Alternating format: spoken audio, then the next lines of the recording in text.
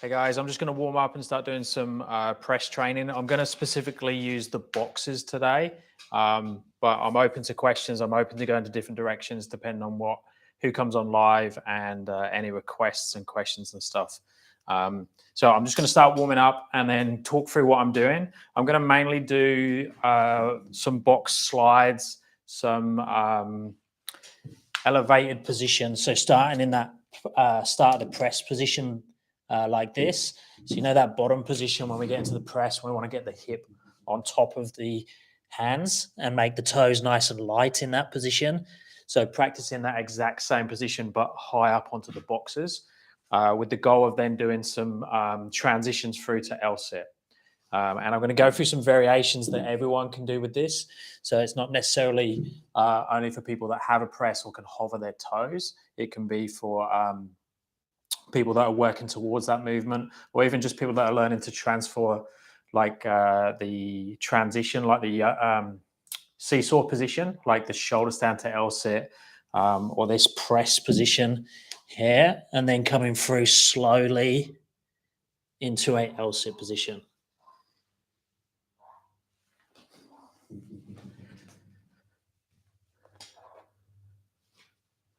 So I'm just going to warm that up with a few repetitions of that, go nice and slow. I haven't done any wrist prep yet. That was the first thing I just done. So I'm just going to open the wrists up first. Now, in terms of flexibility that's required with this one, if you are going to work towards like a real stacked position for that press position, obviously there's a requirement of having an okay-ish straddle position. So like a standing straddle, we want to have a position where we can get the hips somewhere close to being on top of the hands.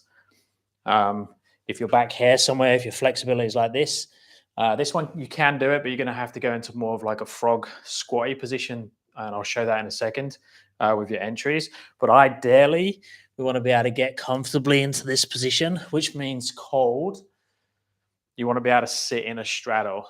So if there's like a red flag, it's a good assessment type thing. If you struggle to sit into this position, so if you struggle to sit in here and you look like this, then you can do the ones on the drills. You can do the up on the boxes. Sorry, you can do those ones, but it's going to be harder work. If you have more range there, more flexibility, it's just going to be more easier to get into the positions. You're going to have more options, and it's going to take less strength to do these movements. So I'm just going to have a go now, doing that a bit slower, but do that same movement. What I'll do is I'll turn it sideways so you can see what's happening a little bit more. I just want you to still see that I've got two boxes though, so it's not one box. And I'm going to go in between. So I'm going to use the gap. You don't have to use these wooden boxes. You could use like IKEA steps or parallel bars. These just have a good surface area at the top, so you can play around with positions of your feet, positions of your hands. So I'm really externally rotating the hands. I'm going to push up into a stacked position to start with, so more flexibility there. Now, obviously, you need to have the confidence there. You're not going to go forwards and back splat. So I'm going to go up onto my tiptoes there till my toes become light, step the toes off, slowly transition round into your L-sit. Now, I'm not pushing the L-sit too much at the moment. I'm going to keep into a tuck position because I want to save energy, and also because I'm talking as I do it. It's much harder to talk when you go into a straight-legged position. Now, your other option, if you don't have the flexibility to do that, so if you can't stack so high, or if you're nervous about going over, which you have to be careful with, is to back off a little bit. Now, when I back off, I'm going to be more here. So my hip now isn't on top of my hands.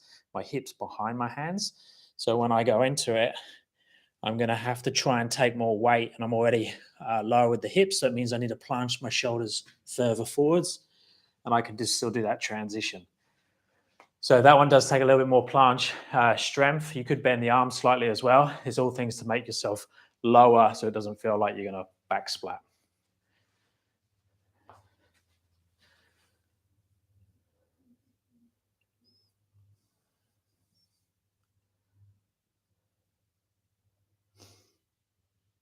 Hey, I've only got, I need to speak English. So if you want to translate anything, stick it in the translator and stick it on in the questions, and then I'll try and do my best to answer it through video. But yeah, I only speak English. Okay, so let's do the same thing again. I'm just going to go a little bit slower now. So I'm just warming my shoulder blades up, warming up my protraction, warming up my wrists. I'm not going to do too much to warm up my flexibility. I hit my straddle and my splits and my pancake really hard yesterday, so I'm not too worried about it. But if you're following along, or if you're working these exercises, I'd recommend that you do warm your hips up quite a bit, especially if you need to. So I'm going to go somewhere in the middle of those two now. So not so stacked, not so squatty, something in the middle. So around here, to the point where my toes feel light. Step 1 foot, step 2 feet off. Slowly go round into that position.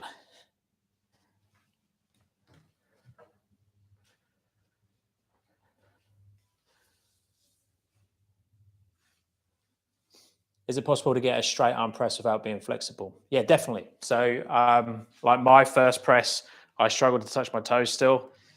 And it just means that you're going to have to make it a bit more planchy. So yeah.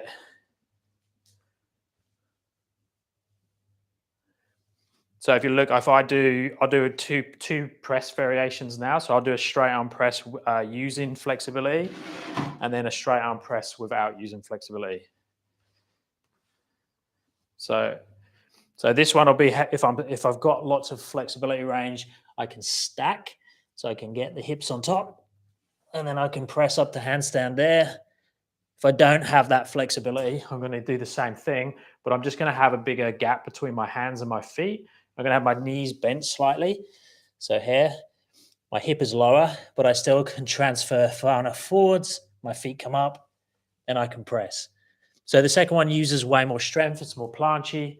I have to externally rotate. I have to take the shoulders forwards. But as long as my shoulders come forwards far enough where my hips get on top of my hands, I can still lift up.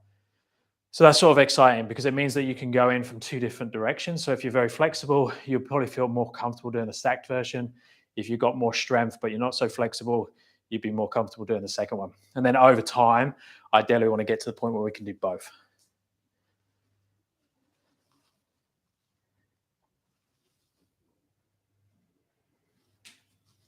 So I'm going to continue along with this one a little bit, but feel free to answer any other, can go through any other presses like that. So all I'm going to do with this one now is I'm going to start to go back again. So when I go back, I'm going to use a bit of momentum to start with. So not too much strength, more momentum. So still going slow on the way down. So up, tippy toes come off, slowly down. And then look, I can swing myself back up to that start position again. Now, obviously, you could just slowly decrease the amount of momentum you're using and start to press out of it. Or if you're strong enough from the start, you could go in nice and slow with the concentric.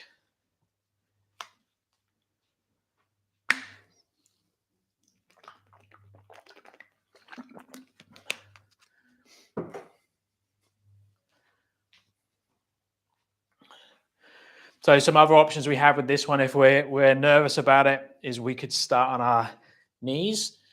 So obviously this is going to feel a much more comfortable position as opposed to being up in that position.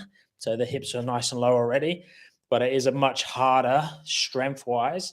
So I'm going to have to try and bring my hips underneath my shoulders more, but protract. But I can go into that L-sit position. And again, I can swing back into it again. So you can play with different variations there. You could do the single box one that I've shown quite a few times. You could go more into a shoulder stand position. So there, come through to your L-sit. Now, obviously, if you're on a single box, it's going to be straddle on both sides. I could do the shoulder stand version here.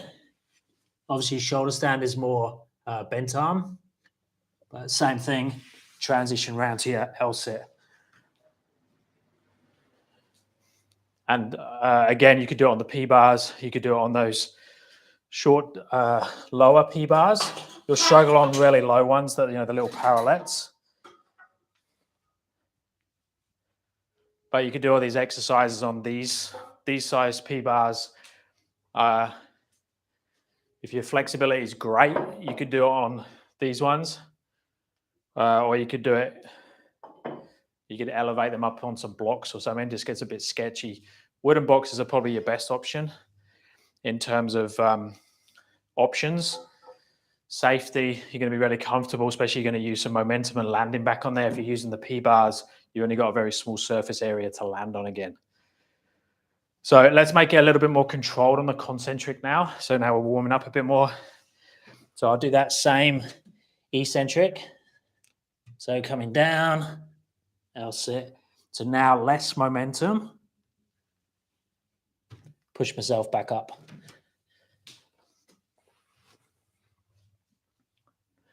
And then you can just start playing with some height. So you can start just to go higher with that one. So you go more up. Now you've got some options. You could go, if you've got the flexibility and you've got a bit of a press, you've got a bit of a lift off, your starting position, instead of just stepping the feet off, you could raise your feet up higher and then go back down. And then when you come back through again, you could raise your feet up higher again and back. Now this is good training for like a full pike press to handstand from an L-sit position, or shoulder press, so in a straddle L-sit position through to handstand and back again. So let's see if we can do that one, go a little bit higher. So here, lift up. Now come through to my L-sit, back up, higher, and back down. And obviously you could just continue that up if you have it, up to handstand. Obviously, if you don't have a press yet, most people won't have a press yet, you're obviously not going to be able to go up yet.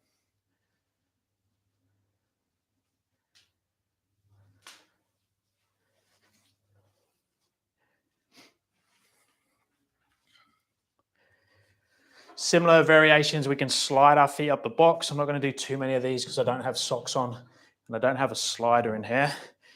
Now, if you don't have a slider, this is not going to be the best for camera because it's going to make a lot of noise, but you can use a piece of cardboard.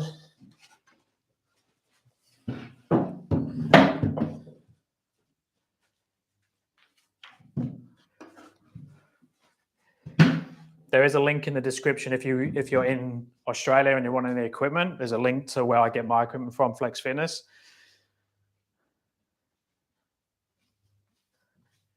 So I'm going to grab a piece of cardboard to go between my toes and the box.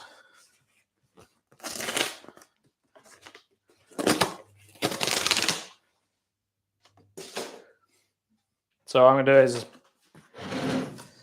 put the cardboard there, put my toes against the box, place the hands on there, external rotation again, and then I'm just going to slide up, slide back down. So pushing up as hard as you can in that position. You can then work up to go in up to there. Now, obviously that demands flexibility to have your palms comfortably on the floor. You could work up to kneeling on there. You could go up to a crow position. There's lots of options there, but it really teaches that hip to come up and down.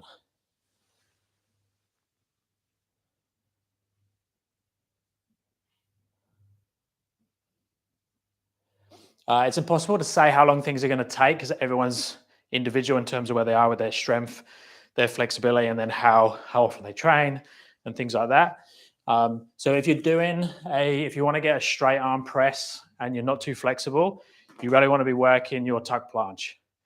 So your tuck planche is going to give you your protraction strength. It's going to be your start and your finish position for your like planche press type movement. So being able to get into this type of position, so there. So that's pretty advanced tuck because my knees were this side of my arms. If my knees are inside my arms, that's where I'd start off. So I'd start working those and get really strong in that position. That's going to give you the protraction. And I'd also work L-sit to shoulder stand. So even though that's not a straight arm movement, it'll get you to understand the seesaw type movement that needs to happen between the hip and the shoulder. So the shoulder needs to go down and the hip needs to go up and vice versa. So this one, shoulder stand position through to L-sit, L-sit, back to shoulder stand.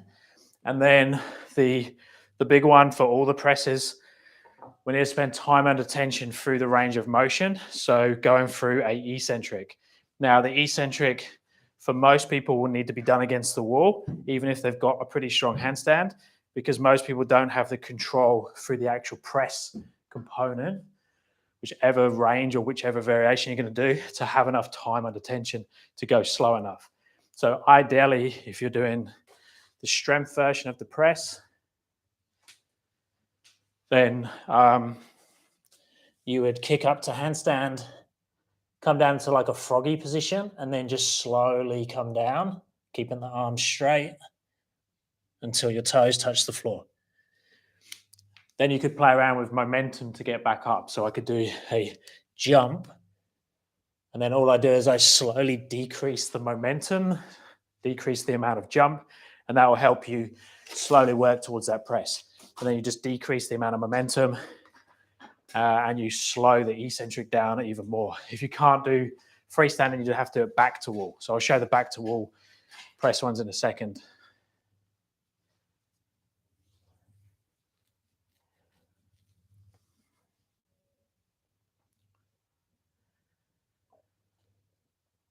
Okay, so when pressing, my arms tend to bend at the elbows. What exercises do you recommend to straighten the arms while pressing? So again, the eccentric is probably the best way of slowing down the movement, just because you can get a lot of time under tension, and it's much easier, obviously, than the concentric. So you can go much slower, and you should be able to do a harder progression. So if they're slightly bending on the way up, you should be able to come down with dead straight arms on the way back down. Bending the arms is useful. So the reason we bend the arms when we go into a press handstand is another way of getting the relationship between the hip and the shoulder. So if this is my shoulder and this is my hip, we want the hip to be on top, and that allows us to press to get the hip up. If I can't get my hip on top with straight arms, so if I'm in this position and my hip's not high enough, if I bend the arms, it pulls my legs up. So that's why we tend to bend the arms on a press handstand. So you could just try going less and less when you do it, which is really hard because you'll get stuck into obviously where you can go up and where you can't go up, and you'll probably need a little bit of a bend. So you could work partial range, trying to slowly decrease the height, lower and lower to the floor through the range that you can do with straight arms. The downside of that is that you'll have a gap. So obviously the gap, if I'm working off these boxes, for the concentric, so this is where I can go up with straight arms, I'm not getting that time under tension below the box to the floor, and that's where I would add in a eccentric. So you could even do an eccentric down from there as slow as possible and try and go up to the box. So just playing around with, find the range that you need to work on the most, and then if needed you could go back to the wall and do more wall assist ones, anywhere where you can have more time under tension in the bit where you struggle.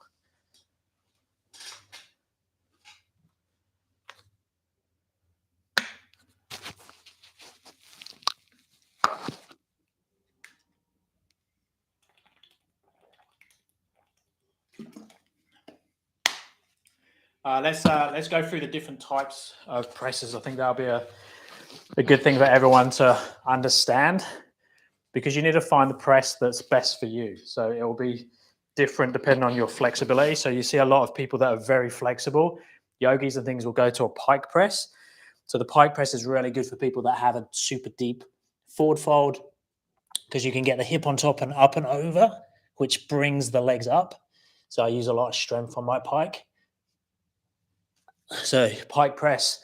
Straddle press is the one that most people will get first, and normally what they'll go for when you talk about first getting a press handstand. So most people are thinking about a straddle press. So straddle press starts with feet shoulder width-ish apart, depending on how high you can get your hip up. Some people find it easier with feet together, but that's normally the more flexible people.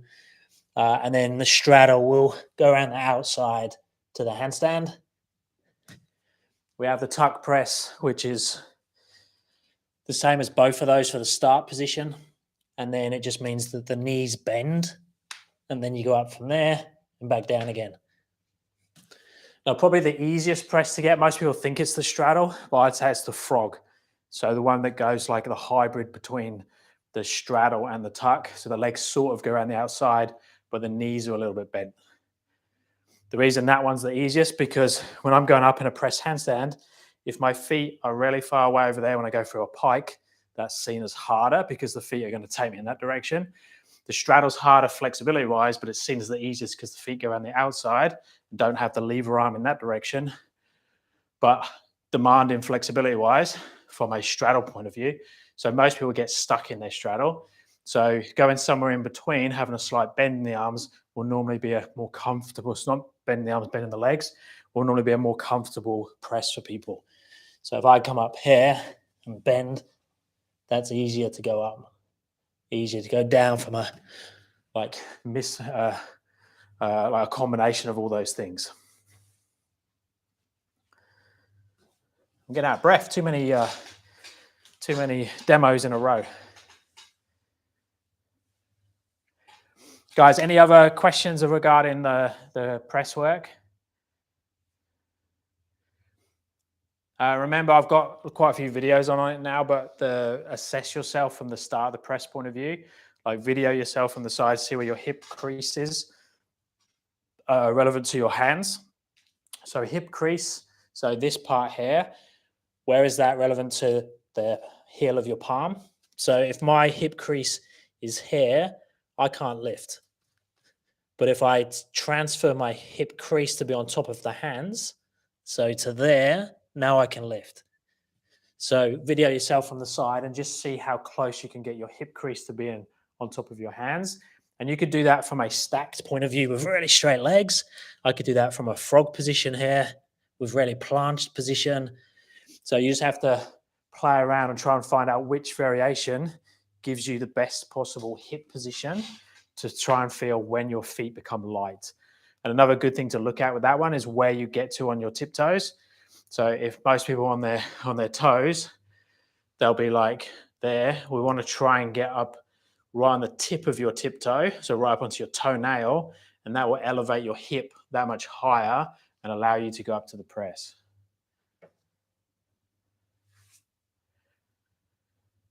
How to breathe during a handstand hold. Is it necessary to keep your core and glutes tight during the hold?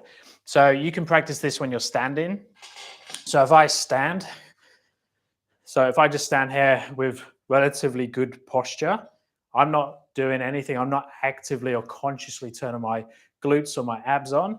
If I do this though, if I lean forwards, now I can feel that I'm starting to brace myself a little bit just to hold here. And I can already feel as well it's harder to talk in this position. Exactly the same as if I go this way. This one's harder to hold. I'm having to brace myself to stop myself falling backwards. And again, my breath is changing because my diaphragm is starting to be used for stability. But if I go back to that middle position, I'm comfortable.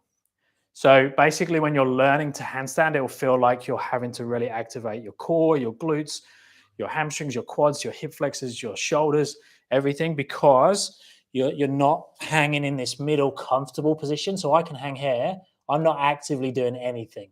So I'm not bracing, I'm not turning my glutes on, I'm not in this position, but I'm still balancing the handstand. But that's only because my balance window I've created is so big and I sit in the middle of that balance window and I'm so comfortable in a handstand.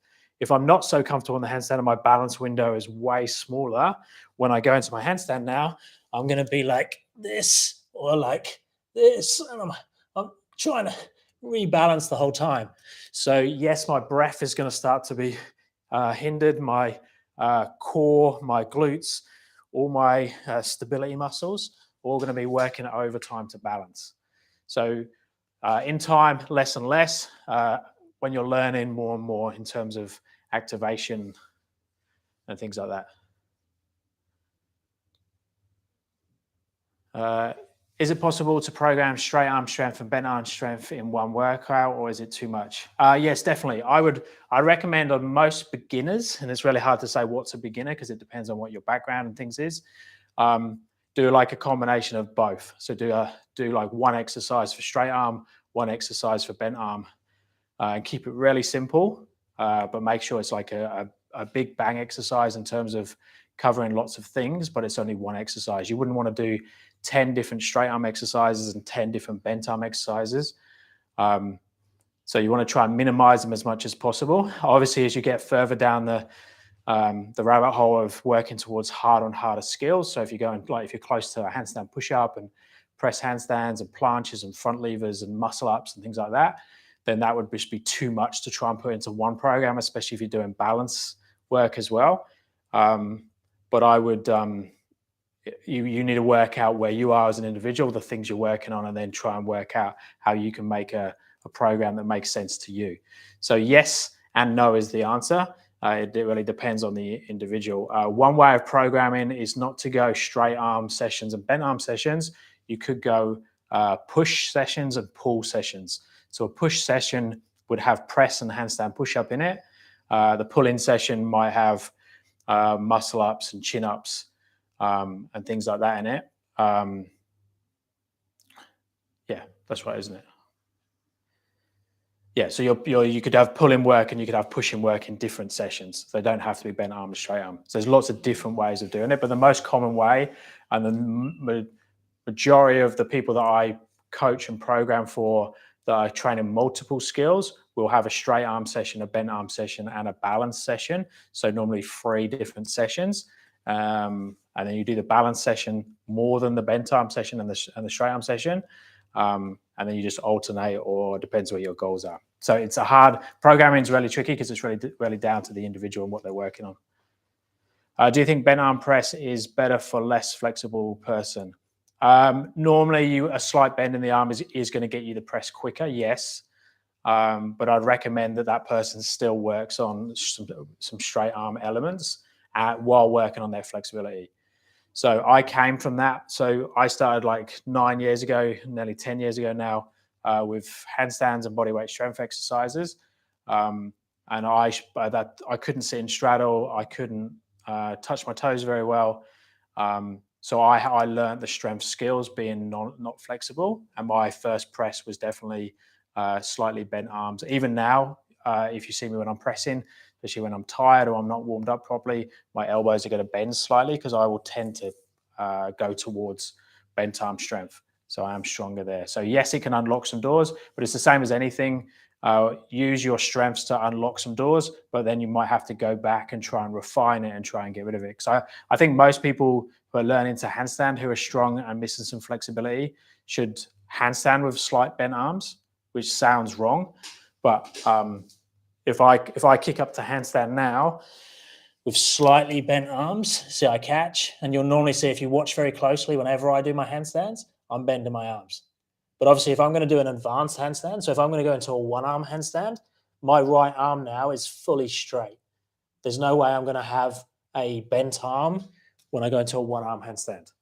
Now it might be a little bit of a catch, but I'm definitely not going to try and learn in a bent arm position. So my go-to will be dead straight when I do an advanced movement. But with my 2-arm handstands, I still bend my arms a lot to make sure I never miss a handstand.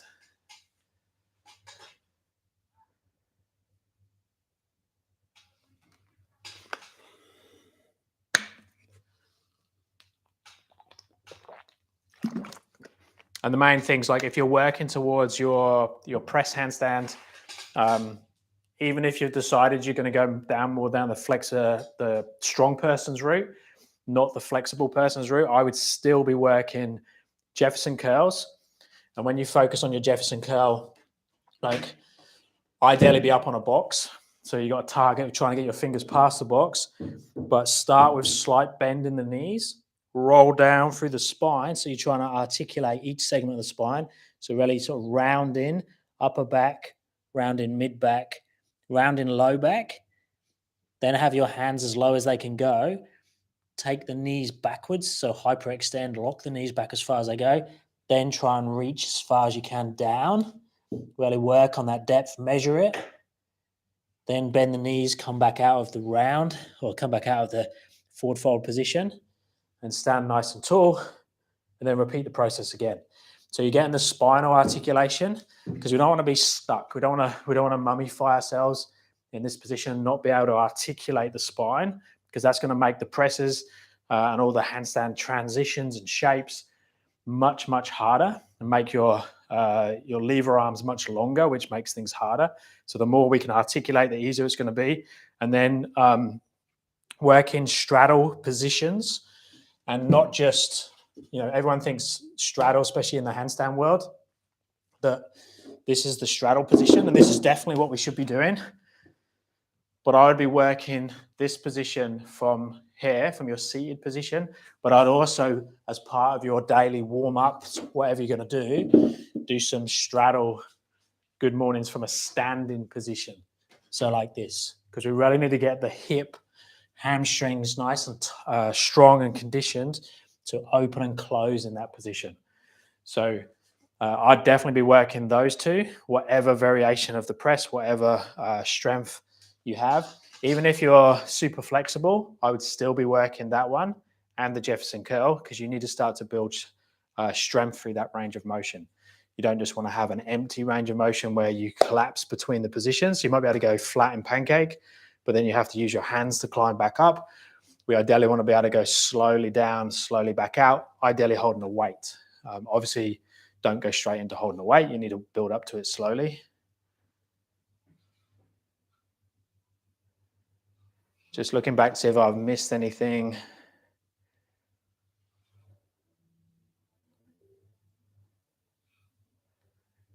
Okay, I'll show you some wall press handstand variations so you can see them. Now I've got quite a few videos on these now, but they are definitely like a bread and butter of your press training. Even people that have a really strong freestanding handstand, I recommend that you guys still work this wall version so you can really highlight areas you need to work on. What's plugged in?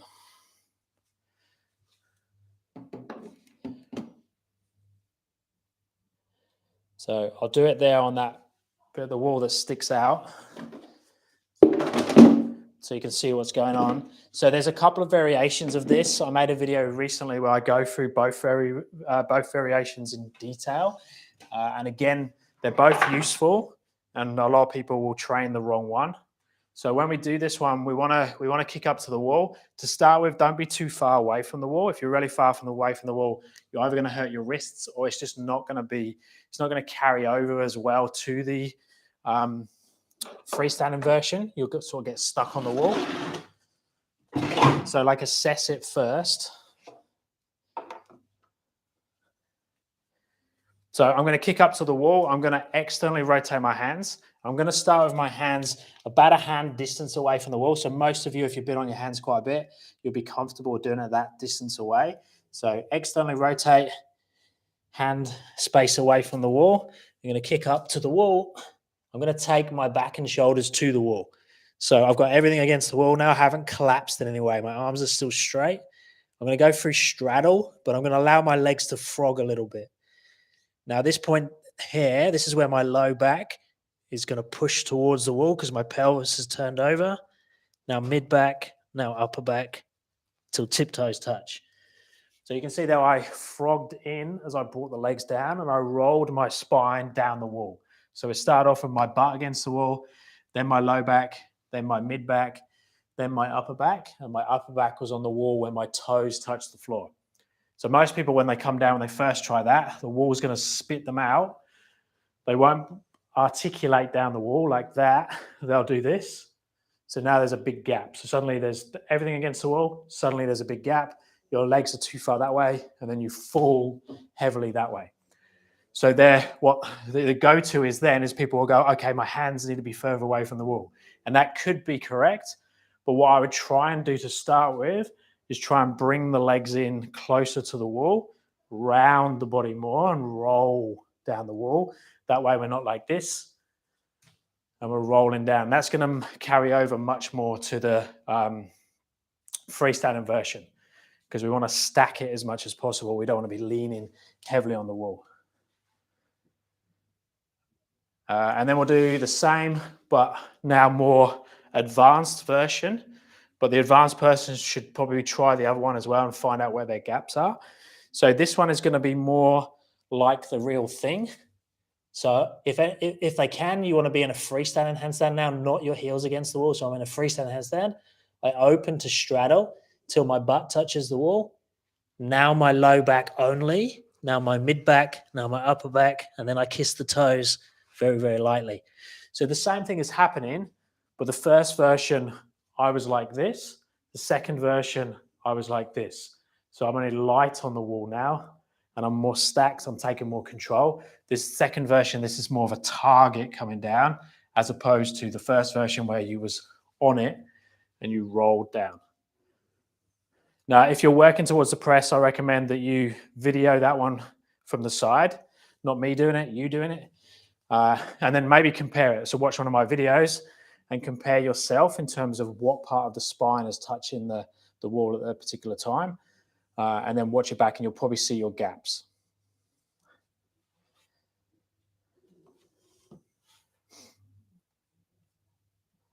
So working on tuck planche to handstand if I'm not that flexible.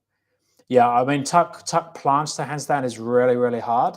So I would go handstand to tuck planche, but make the legs quite froggy. So get really good at doing a tuck jump to handstand, get good at a tuck handstand, good at a tuck planche, and then try and put them all together, but it depends where your strength is.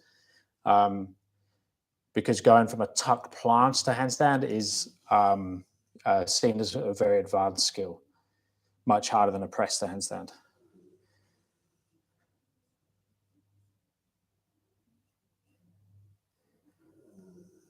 Okay, then the other option to work the press is the partial range.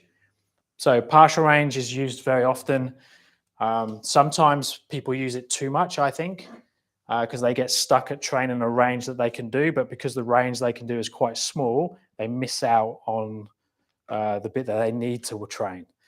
So I'd recommend if you are doing the partial range that you're also working really controlled eccentrics and also some jumps. So jumps are really good at allowing you to do a concentric all the way for a full range of motion. Now you can set this up against the wall. I'm not going to set it up against the wall today because it's easier for you guys to see it if I just do it here. But all you do is you do it, my feet would be this way and my back would be closer to the wall. So I have the safety of going to the wall if I need to. So if we have boxes that are this high, then we need them quite far apart. So another mistake people make is they have the boxes too close together when their feet are very high. Think if we were training the straddle press, which is one most people will be working towards, you want to have the boxes at the same distance as wide as your legs are in your straddle. And if they're high, they need to be like this far apart. So these are too close for me, and I've got little legs, mini legs. So let's try there. So another common thing people will do is they'll put their hands too far away. They'll put their feet on the box and then they'll slide their feet this way. Now that is one way that can help you get up because it's a bit like an airplane taking off. But what tends to happen when you're first learning it is you just slide this way and then you carry on this way and it feels like you're going to backsplat. So the way I'd prefer to teach it for beginners to start with is to get them to put their feet up on the box, have their hands too far away, but now slowly walk their hands backwards until their hip gets on top. So their hands get underneath their hips, lay the toes over and see if you can go up from there.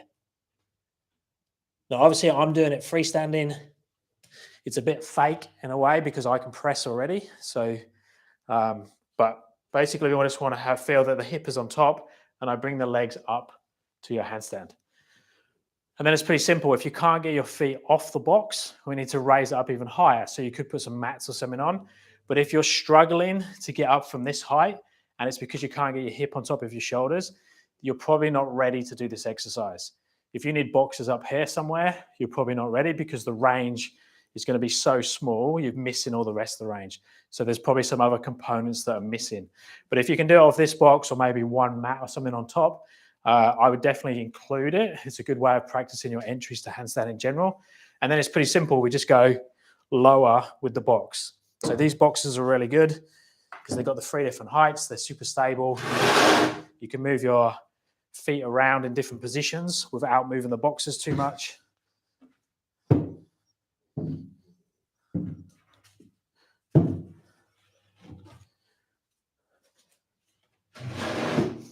So they're exactly the same thing. They come in a little bit closer now because they're lower. Now I walk the hands back until I feel my toes are getting light. And from there I go up, get into your handstand. And then we just keep lowering, lower and lower and lower. You can get to IKEA steps are really useful because they have good stability, like the wooden boxes. I'll continue on in a second. I'll just see if anyone's got any questions on those. Excuse for a rest. No questions.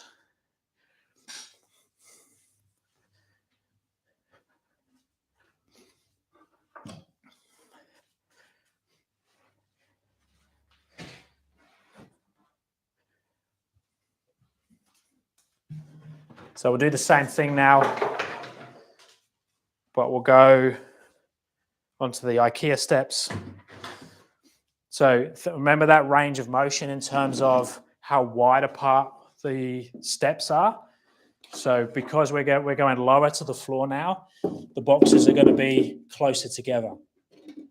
So for me, it's going to be about that far apart. So about that far. Because when my toes come off the floor in straddle, they come up like that. So when they're at that height, they're probably that far apart. Then they keep going wider. So when we had the higher boxes, the boxes needed to be much further apart. Now, when we're working on this height, I probably wouldn't have the hands so far away and walk the hands back. I'd probably step into the position. The reason I do that is because we're trying to get closer and closer to the real thing. And when we want to get into the real press handstand, it's putting the hands down on the floor first, transferring the hips and the shoulders in the right place, and then going up from there. So I'm going to place the hands down first, some external rotation again. Nice and strong upper back and shoulders. Step onto the, oh, missed the box. Step onto the box nice and light. So more weight is in the upper back already. Now the toes can go up. And then we just keep going lower and lower. So from there, you could go to handstand blocks, yoga blocks. Handstand blocks aren't ideal because they're so small.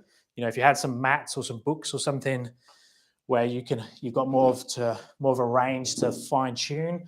Weight plates are good. You know, like these weight plates are great because they stack, they're heavy, and they have a real big range of motion.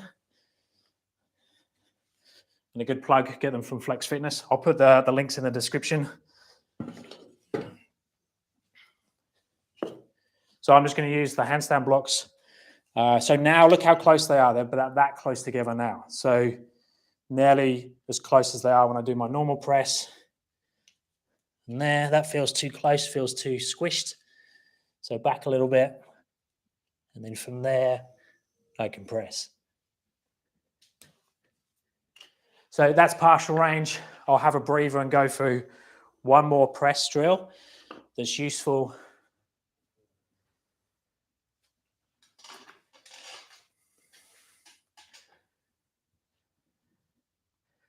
Hey Lenny, how you doing, buddy?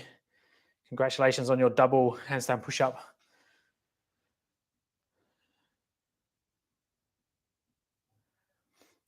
I'm going to learn L-sit to handstand. Maybe I do need to learn to press to bent arm. Can't even pancake. I need prep work probably. Yeah, look, I had a really dodgy L-sit to bent arm press to handstand. Was the first sort of strength entry I done to handstand other than a kick up. I had that on some really dodgy P-bars we made out of PVC pipe. I don't know if anyone remembered like early days of CrossFit and stuff, people were making P-bars out of PVC pipe. They were really sketchy because they'd creak and move around. But that's a common way, especially if you're strong, to like swing yourself into presses. I haven't got any of the smaller P-bars. I need to get some of the medium ones. But basically, you would just go into L-sit and swing up into a bent arm position like that and push up. I can't do it here because of the ceiling height. But that's a common one if you're strong enough to catch in that position and you can hold your weight and then just push out of it. So the other variation of the press handstand I was talking about is to use momentum.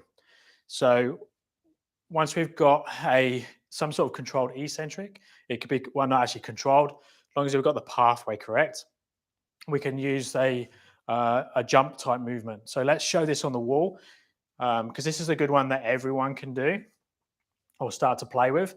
You just got to make sure that your shoulders are nice and strong and stable and like a strong base. And then we're just going to jump around them. So place the hands on the floor, external rotation, shoulder on top of the hand. keep the shoulder in position, pick a focal point between the hands, make sure that's locked in. So our hands, shoulders, focal point is a real strong position, a strong base. Keep the hips, I'll keep the shoulders on top of the hands, bend. So this is where I'm going to get my power from my legs, but my shoulders are still on top of my hands. Jump, take the legs around the outside. So that's my, basic jump to handstand. It could be a tuck, it could be a pike, it could be a straddle. So all I'm going to do now is I'm going to slow that down. So there's a certain amount of power or momentum I'm going to get from the jump, but I'm just going to turn the brakes on, or think of it as a dial, and I'm just going to turn the dial down, and that's going to allow me to get closer and closer to the press. So exactly the same movement, but now I'm going to go more in slow motion, and then jump, and then that was probably a little bit too slow on that middle section, but again, I'm using a little bit more momentum. I'm using some bent legs. I could bend the arms slightly as well if I wanted to get that shoulder to come down, hips to come up, but wherever you feel most controlled. And then again, I can just dial it back even further to the point where I'm just using momentum. Now I could even get some momentum. Another way of doing it, if you're close, is to break one of those rules. So now I'm not going to have my shoulders on top. I'm going to bring my shoulders back this way, and I'm going to use the momentum of leaning forwards and pushing off the toes. So less knee bend, but more flexion from the plantar flexion from the ankle. So to push me up into my handstand. So it's hard to see there, but I use the momentum of coming forwards plus the push off the feet to change the direction of the energy to up. Legs went through the pathway and then went up. So that's a really good way. Now, obviously, that can be done freestanding. That doesn't have to be done back to wall. Back to wall just makes it accessible for everyone to have a go. Just be careful if you're someone that likes to take your head and shoulders forwards when you kick or jump. If you use too much momentum, your momentum's going to go forwards instead of up, and you'll smash your head into the wall. So just obviously be careful with that one. Okay, guys, that's everything I wanted to go through, but I'm free to answer any other questions. So has anyone got, let's see if we've got any other questions.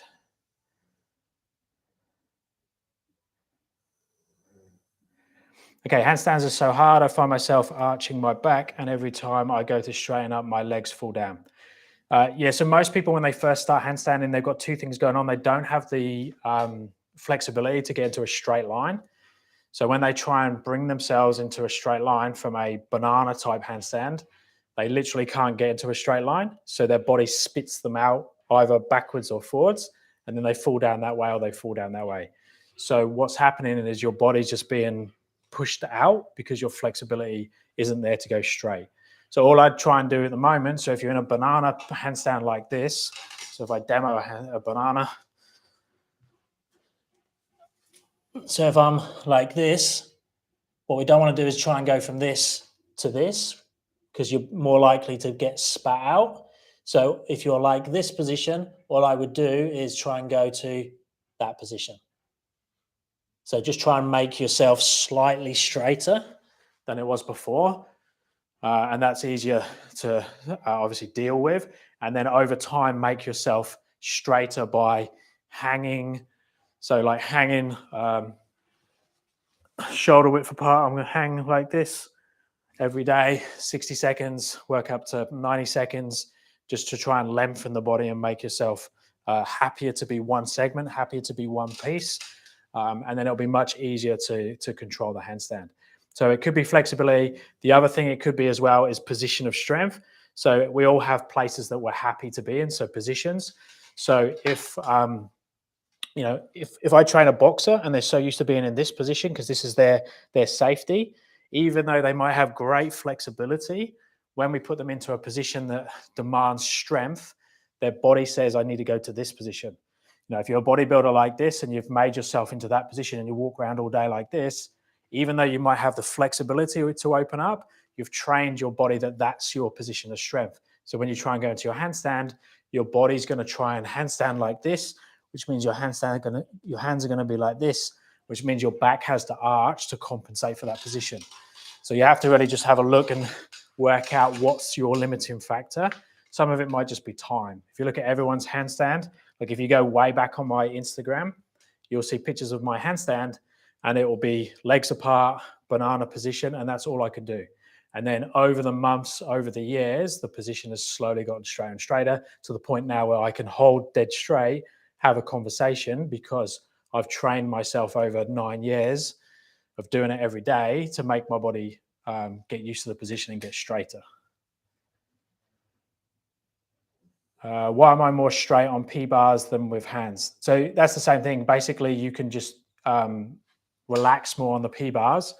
Some of it's external rotation. So external rotation creates more space. So internal rotation stops us.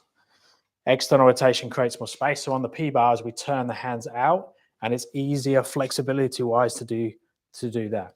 And it might be a more comfortable position of strength, and you can open up. So that's common. Not always on P-bars. Some people do the opposite on P-bars because P-bars scare them. So they go into a restricted, safe position, and it makes it harder for them. So, but it's common to have your home positions where you personally feel comfortable. Cool. How do you get your hips up from a tucked planche, or is it crow pose? No, you can go up from a tucked planche. It's just really hard. But you just have to slowly train towards it. So I'll see if I can do one now. So I'm going to go into tuck planche, and then I'm going to open the shoulders into handstand. So tuck planche there, and then push into handstand. So to train it, doing it this way and coming down nice and slow. But that's like, I do harder variations of that. So that's why I can demo it like that. But that's taken, you've probably got, I don't know, 2 or 3 years work to be able to do tuck planche to handstand. And that's if you really concentrate on it. So I wouldn't go for a strict tuck planche to handstand. I would go for a lower hip press to handstand. So it would look more like this. So lower hip up, which is roughly the same as your crow to handstand. But crow to handstand will tend to be more bent arm. Where that second one I just demoed there is more straight arm, but it's got a lower hip like a crow.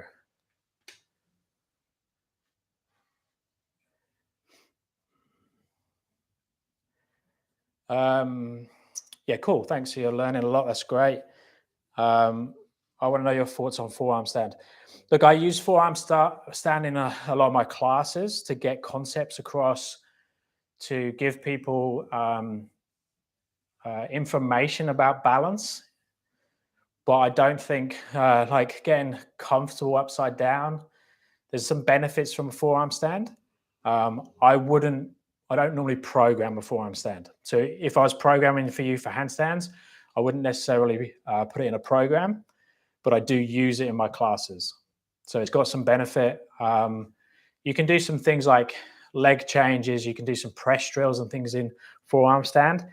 But it's like some of the press drills that I've shown them like on my Instagram and stuff. I'll put them up sometimes of like holding onto stool bars and doing, that's a really popular one.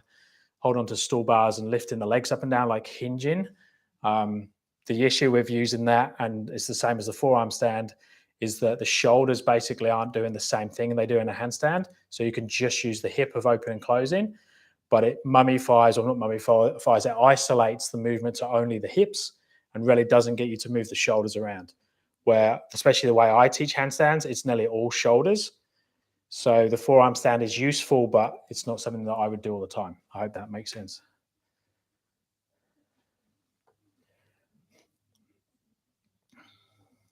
Hi, Paul. Great tips. Love your content. Thank you. A few quick drills to open up shoulders. Number one, hanging. If you're not hanging, you should be. Get yourself somewhere to hang. It's pretty simple. Like I've got a squat rack there.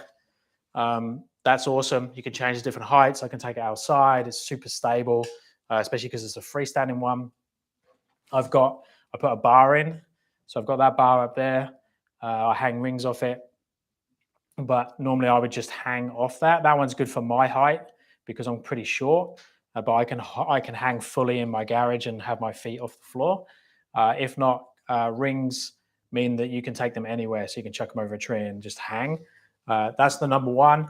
Number two is open up your thoracic using the foam rollers.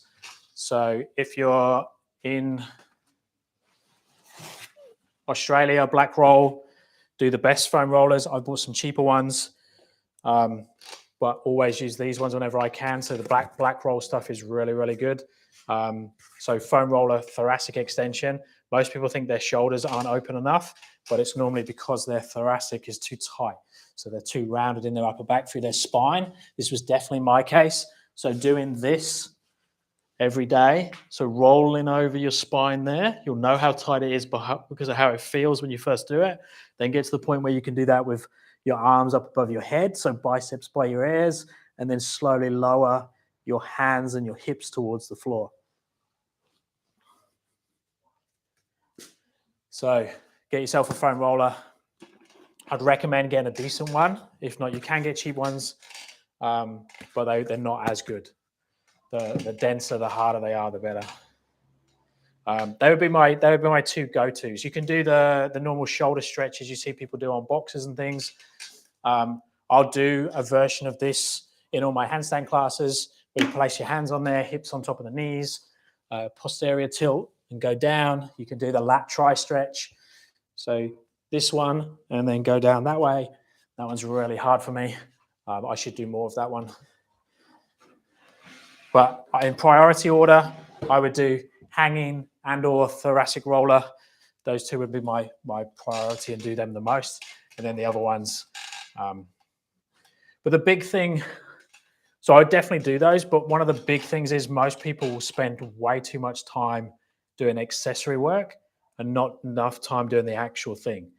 So when I coach people, my goal is to try and actually get them to do the thing as quick as possible. So if they're training handstand push-ups, I would get them on the wall as fast as possible to do handstand push-up drills against the wall, as opposed to doing other exercises that mimic the handstand push-up but aren't the handstand push-up. Same with the presses. I want them to do the real thing and not be using dumbbells or trying to come up with exercises that aren't the real thing. Try and get as quickly to the real thing. So handstand is a great way to open your shoulders by just being in the position and just trying to open. So chest wall handstand, stay there for 60 seconds every day, trying to open up as much as you can. And then combine that with your foam rolling and your hanging. Would a straight arm pike press be more strength and less flexibility than a straddle?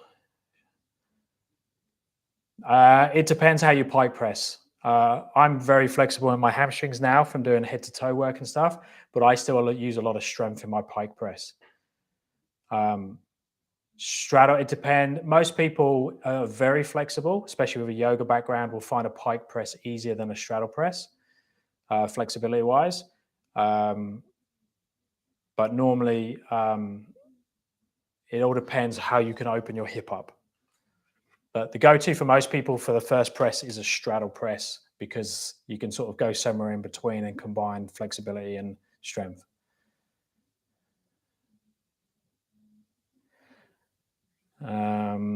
Was a good antagonist exercise to couple with handstand push-ups in a strength session? It depends what your goals are. It's always tricky what to put handstand push-ups with. Normally you would go opposite. So if you do a handstand push-up, you would do a chin-up. The only risk is, and I proved that the other day. So put a YouTube video up yesterday. I'd done some one-arm chin progressions, and I filmed them for demo videos for clients. And straight afterwards, I went through my handstand push-up session, and my handstand push-up session was feeling terrible because I felt so drained from doing the chin-ups because I pushed the chin-ups to a progression that I don't normally train nowadays. So it's really, really hard to train your chin-ups really hard and your handstand push-ups really hard in the same session. So I would have a priority. So if you're training handstand push-ups, I would be doing some chin-up work maybe as a superset, but your chin-up work should come second. So you do your handstand push-up, then you go straight into your chin-up variation, and your chin-up variation is less intense than your handstand push-up one. So the main focus on the technique and the conditioning is the handstand push-up, and then the chin-up is like secondary. I'd prefer people to train that way, or completely take out anything else and just focus on the handstand push-ups. It all depends how much room you have to play with on your handstand push-up training.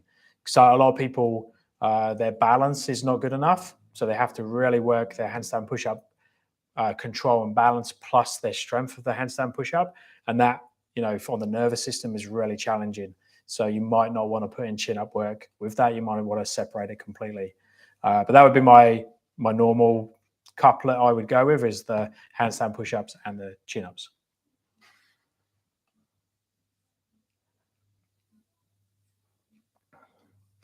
Okay, guys, any other questions before I sign off? Hopefully the sound was good today. We're getting the home gym sorted now, so the setup here for video and that is much better. I've painted the walls, as you can see. I'm going to get more mats. And I'm not going to put too much equipment in, but I want to get, you know, another nice box from Flex, and some lower P bars.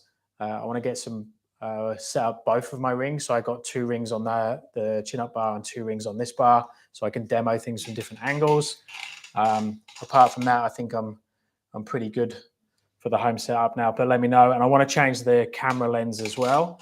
Or not the camera lens. I want to get my big camera up on here, so I've got more of a wide angle, so you guys can see from different sides and things. But any feedback would be awesome. If you are interested in any equipment, check out the link down below, especially if you're in Australia. Check out Black Roll if you want some foam rollers. If you're after coaching, www.paultwyman.com.au, links in the description. And I'll speak to you next time. Thanks for tuning in, guys.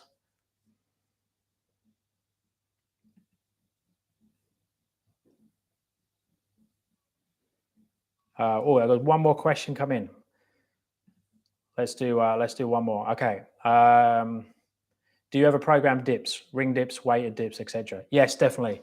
So I will program dips sometimes in handstand push-up programs, but I get a lot of people that want muscle ups. So I always do a dip variation if I'm doing a muscle up program, but it depends where their gaps are on their muscle up. So it might just be the dip section as a transition like component. So the transition to a dip down to a transition, or like a yo-yo effect. When I teach L-sit to shoulder stand, so an L-sit to shoulder stand is like a dip. Or if I just feel that someone's not strong enough for handstand push-ups, I'll often program dips in. So yes, definitely use dips. Fantastic exercise, especially if you lean forwards into the movement. And use the Russian dips, where you take the elbows down onto the bars and back up again. They're really good for muscle up, strict muscle up progressions. Okay, guys, I'm going to sign off. I'll speak to you soon.